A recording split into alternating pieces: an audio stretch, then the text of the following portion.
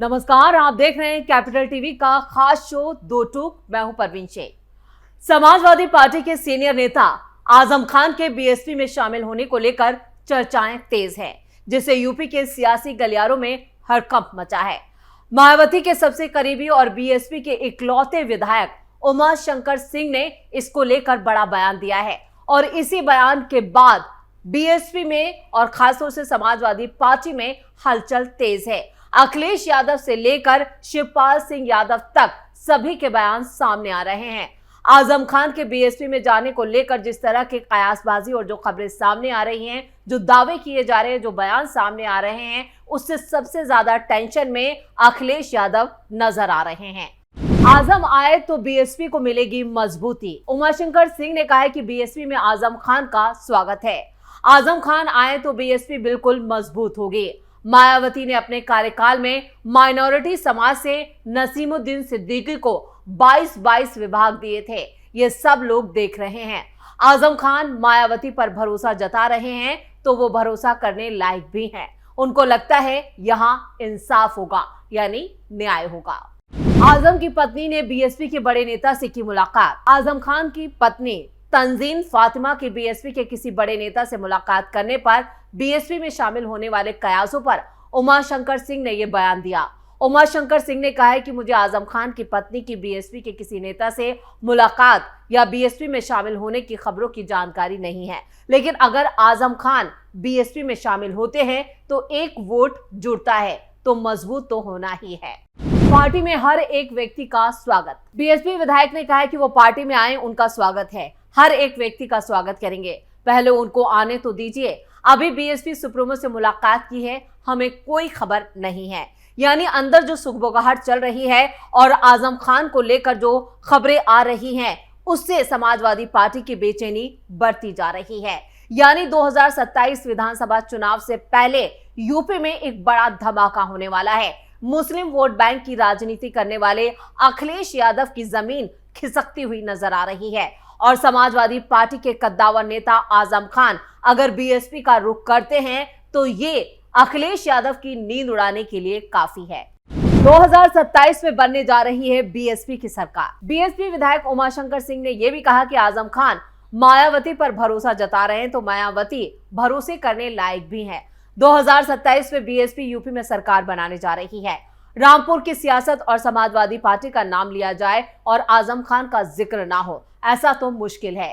Samajwadi party के कद्दावर नेता और पूर्व कैबिनेट मंत्री मोहम्मद आजम खान लंबे वक्त से जेल में बंद थे, लेकिन इलाहाबाद हाई कोर्ट से उन्हें जमानत मिल चुकी है। इस फैसले के बाद रामपुर की गलियारों में चर्चाएं गर्म हो गई हैं। जमानत की खबर जैसे ही सामने आई, रामपुर की जनता में भी हलचल मच गई। कई लोग इसे राहत की खबर मान रहे हैं तो कुछ इसे सियासत के लिए नए दौर की शुरुआत बता रहे हैं। रामपुर के ही कई लोगों ने कहा है कि हमें खुशी है कि आजम खान जेल से बाहर आएंगे। उनके जेल चले जाने के बाद रामपुर की सियासत मानो खत्म हो गई थी। वहीं और लोग हैं जो ये कहते हैं कि हम लगातार दुआ कर रहे थे कि आजम खान जेल से बाहर आए। उनके ऊपर जितने भी मुकदमे लगाए गए हैं सब झूठे हैं। अब उनके आने से सियासत में मजबूती आएगी। वहीं धर्म गुरुओं का कहना है कि आजम खान के जाने के बाद रामपुर यतीम हो गया था। अब सूरज की किरण दिख रही है। जब वो जेल से रिहा होकर आएंगे तो जनता के दुख दर्द भी सुनेंगे। यानी जनता का एक बड़ा हिस्सा मानता है कि आजम खान की वापसी से रामपुर की राजनीति में फिर से हलचल होगी और सियासत को नई दिशा मिलेगी। दरअसल समाजवादी पार्टी के सीनियर नेता मोहम्मद आजम खान को इलाहाबाद हाईकोर्ट से राहत मिली है। रामपुर के चर्चित क्वालिटी बार कब्जा मामले में कोर्ट ने उनकी जमानत याचिका मंजूर कर ली। जस्टिस समीर जैन की सिंगल बेंच ने दोनों पक्षों की दलील सुनने के बाद यह फैसला सुनाया। इससे पहले आजम खान ने रामपुर में एमपी एमएलए कोर्ट में जमानत के लिए अर्जी लगाई थी, लेकिन अदालत ने 17 मई 2025 को इसे खारिज कर दिया था, जिसके बाद उन्होंने हाईकोर्ट का दरवाजा खटखटाया। अभियोजन पक्ष ने आरोपों को गंभीर बताते हुए जमानत का विरोध किया, जबकि उनकी तरफ से वकील इमरान उल्लाह और मोहम्मद खालिद ने बहस की। अदालत ने 21 अगस्त को फैसला सुरक्षित रख लिया था और अब जमानत मंजूर कर ली है।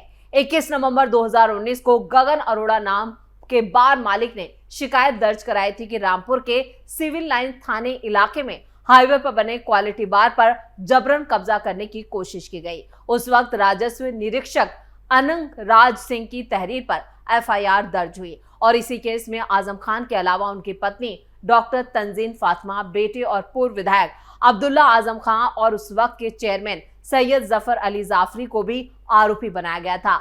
अब जबकि हाईकोर्ट से जमानत मिलने के बाद आजम खान के जेल से बाहर आने का रास्ता साफ हो गया है, तो रामपुर की सियासत में नई हलचल मच गई है। जनता की राय साफ दिख रही है। कई लोग आजम खान को अब भी अपना सबसे बड़ा सहारा मानते हैं और उनकी वापसी को राजनीति की मजबूती से जोड़कर देख रहे हैं। हालांकि कानूनी मुश्किलें अभी खत्म नहीं हुई हैं और आगे की लड़ाई अदालत में ही होगी। लेकिन एक बात साफ है कि आजम खान की रिहाई से रामपुर और पश्चिमी उत्तर प्रदेश की सियासत में नई चर्चा जरूर छिड़ चुकी है। तो आजम खान जिस तरह, और वैसे आजम खान की बात की जाए तो आजम खान पर एक नहीं इस तरह के कई मामले दर्ज हैं। भैंस चोरी, बकरी चोरी और भी कई, और आजम खान की जो यूनिवर्सिटी, जौहर यूनिवर्सिटी है, उसको लेकर भी मामला चल रहा है। सीएम योगी ने एक एक करके उनके काले कारनामों का पूरा काला चिट्ठा खोल कर रखा है, जिसमें वो कई सालों से जेल में बंद है। उनके बेटे अब्दुल्ला की तो विधायकी तक जा चुकी है, क्योंकि उन्होंने गलत सर्टिफिकेट जमा किए थे और उन्हीं गलत दस्तावेजों को लेकर उन पर एक्शन हुआ था। यानी आजम खान की रिहाई को लेकर सिर्फ अभी कयास चल रहे हैं, लेकिन कानूनी लड़ाई अभी बहुत लंबी है, जिसमें आजम खान को अभी कई पापड़ बेलने होंगे। वहीं तंजीम फातिमा और उनके बेटे अब्दुल्ला को भी अभी कई कानूनी परीक्षाएं देनी है। लेकिन इससे पहले 2026 में होने वाले पंचायत चुनाव को लेकर भी यूपी का सियासी तापमान काफी बढ़ चुका है। एक तरफ समाजवादी पार्टी ये कह रही है कि वो 2026 का पंचायत चुनाव नहीं लड़ेगी, लेकिन अखिलेश यादव ने इसको लेकर अभी तक अपने पत्ते नहीं खोले हैं। जबकि समाजवादी पार्टी के ही महासचिव शिवपाल सिंह यादव ने ये जरूर कहा है कि इस बार पंचायत चुनाव से वो दूर रहने वाले हैं, क्योंकि 2027 चुनाव को लेकर बड़ी तैयारी करनी है और ऐसे में यहां पर कई ऐसे पेच फंसे हुए नजर आ रहे हैं। और जिस तरह से समाजवादी पार्टी के हिंदू नेता पार्टी में ही अखिलेश यादव के खिलाफ आवाजें उठा रहे हैं, उससे भी अखिलेश यादव की दिक्कतें बढ़ रही हैं। यानी जिस पीडीए को लेकर दलित, अल्पसंख्यक और ओबीसी को लेकर अखिलेश यादव आगे की 2027 की जंग को आसान बनाने की कोशिश कर रहे थे, लेकिन यही पीडीए अब उनके खिलाफ जाता नजर आ रहा है। अल्पसंख्यक, दलित और मुस्लिम वोट बैंक के सहारे वो आगे बढ़ रहे थे, लेकिन अब सबसे बड़े मुस्लिम चेहरे यानी आजम खान ही यहाँ पर पलटी मारते हुए नजर आ रहे हैं। खबरें तो ये भी आ रही हैं कि तंजीम फातिमा बीएसपी के कई नेताओं से मुलाकात कर चुकी हैं। अंदर खाने खबर ये भी है कि मायावती से भी उनकी सीक्रेट मीटिंग हुई है और इनके बीच एक बड़ी डील हुई है। यानी अगर आजम खान जेल से बाहर आते हैं तो वो बीएसपी का रुख कर सकते हैं, जिसको लेकर बीएसपी तो उनका स्वागत कर रही है, लेकिन समाजवादी पार्टी में हलचल तेज है।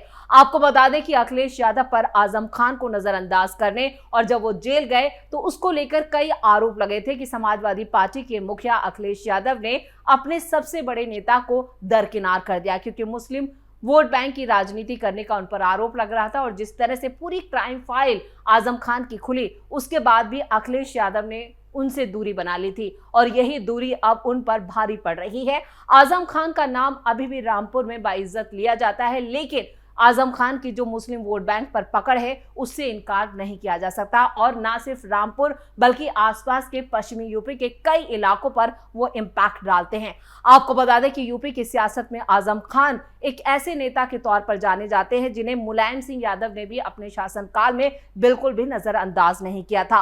आजम खान जो इशारा करते थे वही मुलायम सिंह यादव को करना पड़ता था और उनकी तूती बोला करती थी। और अखिलेश के टाइम पे भी आजम खान का दबदबा समाजवादी पार्टी में साफ देखा जाता था। ऐसे में इस कद्दावर नेता का अगर बीएसपी में जाता है तो बीएसपी जो अभी अपने आप को दोबारा से रिवाइव करने की कोशिश यूपी में कर रही है और जिस तरह से मायावती लगातार बैठ के कर रही है, मायावती ने साफ कहा है कि वो 2026 का पंचायत चुनाव भी लड़ेंगी। ऐसे में समाजवादी पार्टी, कांग्रेस और जितनी भी विपक्षी पार्टियां हैं उनके लिए मायावती एक बड़ी चुनौती पेश कर सकती हैं और 2027 में बीजेपी के साथ साथ मायावती से भी पार पाना अखिलेश यादव के लिए आसान नहीं होगा। यानी आने वाले चुनाव, चाहे वो पंचायत चुनाव हो या 2027 का विधानसभा चुनाव हो, अखिलेश यादव की दिक्कतें काफी बढ़ने वाली हैं। अब देख रहे ये है कि आजम खान अगर जेल से बाहर आते हैं या फिर वो जेल में ही रहते हैं और अगर जेल से बाहर आने के बाद वो बीएसपी का रुख करते हैं तो ऐसे में अखिलेश यादव का अगला कदम क्या हो सकता है? क्या वो इससे निपट पाते हैं, आजम खान को मना पाते हैं, या फिर इस बार सबसे बड़ा नेता यानी तुरुप का पत्ता अखिलेश यादव से दूर होकर मायावती का दामन थाम लेता है? इस खास शो में इतना ही। वीडियो कैसा लगा कमेंट करके अपनी राय जरूर दें। वीडियो को लाइक करें, शेयर करें और कैपिटल टीवी को सब्सक्राइब जरूर करें। धन्यवाद।